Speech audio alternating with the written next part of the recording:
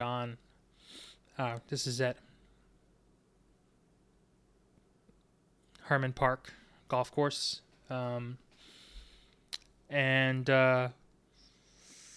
yeah, I was picked up golf because I didn't know there was nothing else to do. With golf, golf is a socially distant sport, so excellent choice. Became obsessed with that, and that went along with the membership, this maybe semi membership at the course where I was at Herman Park where I was working. But very lonely. No friends down there. We're getting into the summer where the heat is just and the humidity is too much for me. It's 10 degrees, I'd say, too hot. It gets into the hundreds down there, and I just can't, especially in the car. I just can't bear that kind of shit. 106, 107, 108 in the car. Yeah, you got the AC blasting, but it just kind of makes for a shitty time. It sets a bad mood. I'm not as friendly or as open when it's that uncomfortable.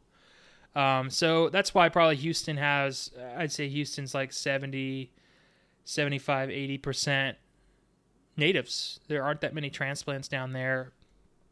It is actually kind of an exclusive city. And I wish I had known that. But it became doubly, triply exclusive when you got the COVID-19 and all the protocols, right?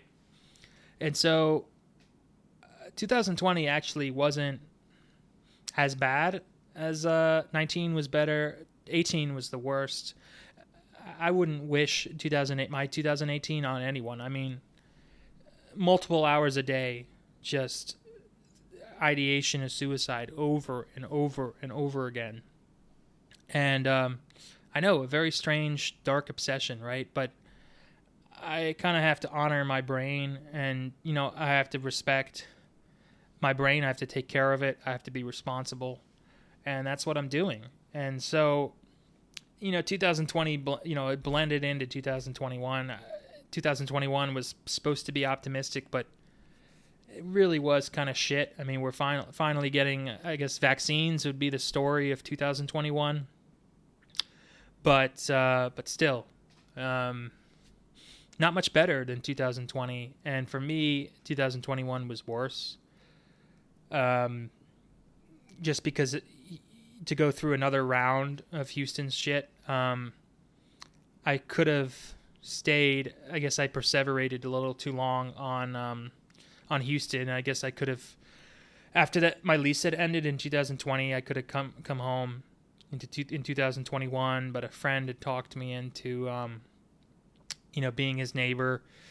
But looking back, I mean, he and I don't even talk anymore. I probably invested too much in him, and he's an introvert and a gamer, and I'm the extroverted type who likes to socialize and party, and he isn't like that at all. And he's also 10, 11 years younger than me. So poor fit right there. Not a fit, definitely not. But I try to force it, and sure enough, with this real estate stuff, that they want to, most leases are a year long, right? They want you to stay a year, and I'm just not that kind of guy. I think I did sign a lease for 3-4 months, from like January 2021. I may have extended it. Maybe it's gone 3 months and then extended it another 3 months. And looking back, I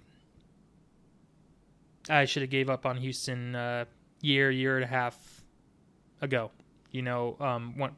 Before I left, I got a dog, so that kind of planted me down there. I had to return the dog. She was more of a pain in the ass than any pro of having her. The cons outweighed the pros of having Chica, and yeah. 2021 is kind of, I'd say 2022 is more of a recovery year, as at Briar Forest, that's the apartment complex where I was living. I didn't have one good, helpful friendly, happy day, you know. No one is open down there. It just seemed like everyone's mind their own business. I'm the opposite of that kind of guy. I don't like that at all, you know. Everyone's just mind their own business, and you're on your own. And if you're born in Houston, I guess you have plenty of time to figure it out. But if you move into Houston with the mental instability that I had and the coronavirus and just the way that the Houston is, not really being all that open, then you're fucking screwed, man. And that's what happened to me. And so I'll get to the happy ending of, I would say, February 2022. Finally moved back home. Lease finally ended, and I was still conflicted about, do I stay in Houston or do I leave? I think Casey can be more flexible. He should be more. He could be a lot more flexible. I am an inflexible guy, and need to just adjust better. And so, despite finding a men's group down there, we only met once a week. I went to one guy's house in the group for Thanksgiving, but I just didn't feel all that comfortable. Being with a new friend. He didn't feel like family, although he is a nice guy. I just went home after having Thanksgiving dinner. I went home around 5 or 6 and just felt so alone. Chica, my dog, didn't help. I need humans, ultimately, to kind of make me feel more comfortable. And so, wow. God. It's helpful to look back, this podcast could maybe be called Reflections, But to finish up with the episode, my 5-year episode too, I made the important decision to move closer to home. I wasn't invited, or I didn't want to pay to go home for Christmas. It just didn't feel like it was worth it. But maybe I would have felt much better had I done that. But I was judging family too. Everything was judgment. I didn't feel comfortable with anyone, anywhere. Towards the end in the fall, towards the end of 2021, I joined a soccer team. I was the backup goalie. Got to play considerable amount, considering the first string goalie didn't always go, didn't always show up. But soccer for me was just a means of being famous, of being a star, and that didn't work out one bit. I haven't touched a soccer ball since, but I don't know, that made me feel a little less alone, I guess. But we only met on Sunday mornings, and the coach was a hard ass. That wasn't helpful. He wasn't nowhere near an empath, someone that I needed to help me.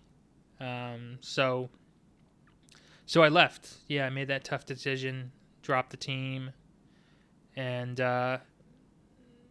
may have even left my lease like a month early and trashed the place. I trashed the place. I was so unhappy where I was. And sometimes you got to make that tough decision. I tend to either be overcommitted to something or undercommitted, and I just have a hard time balancing things out. And so it was tough to leave, but I think my expectations were overdone. They're overblown.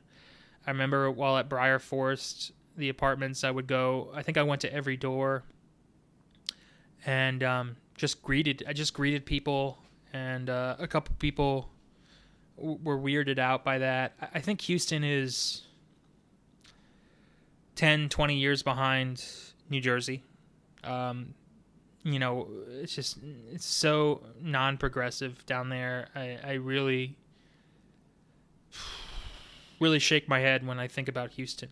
It's just the wrong place to be. It's so boring. It's sleepy.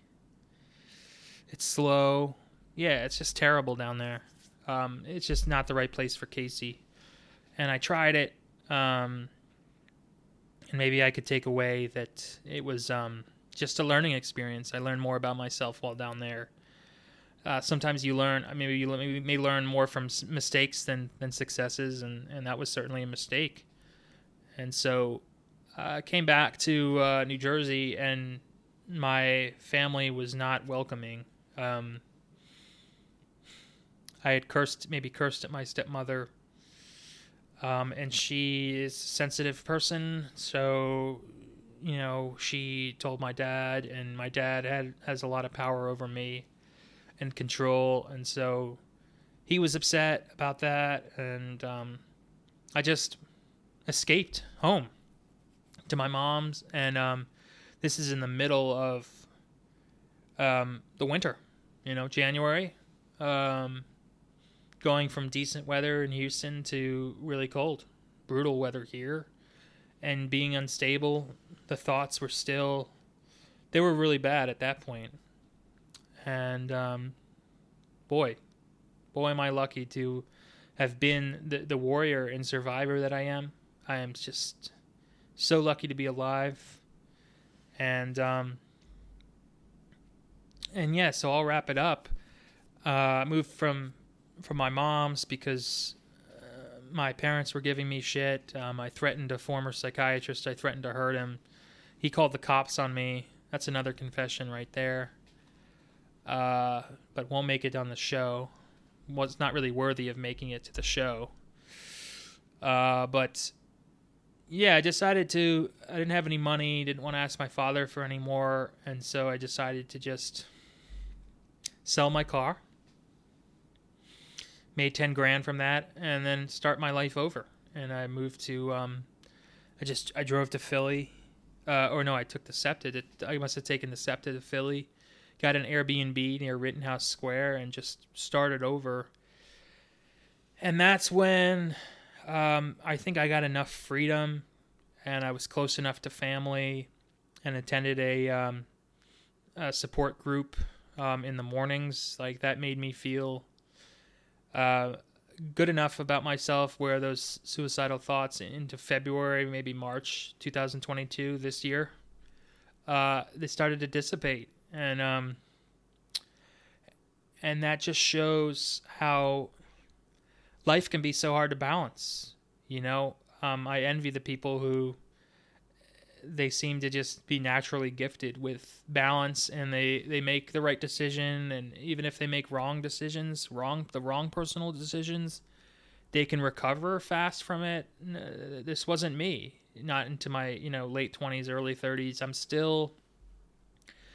was still spinning, still reeling. One bad decision, it's kind of a cycle. One bad decision would lead to like a confession, something of guilt, and then I'd feel guilty about it, and then I think the greatest issue with me is just try to compensate for making a mistake, and like not compensating with humility or compassion, but like just going grander. And this is something I don't know if that many people have to deal with it, and you're lucky if you don't. But for me, it's just one issue seems to compound onto the other, and it spirals out of control. And I'm just lucky to be alive. I really am, and I'm near tears, man, because I wouldn't wish this on anyone.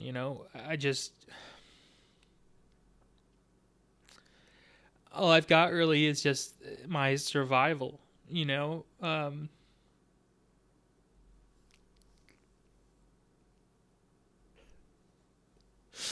I just hunkered down and just did not buy a weapon. I did not want to put anyone in harm's way. That's the last thing I want. It's just my brain had other ideas, unfortunately, and I'm stuck with my brain, and so I have to deal with these issues on my own. I mean, there's only so much other people can help you, especially at 34, and I'm this big, masculine, angry guy, so I probably push people away too. It's just a really tough and lonely road to take.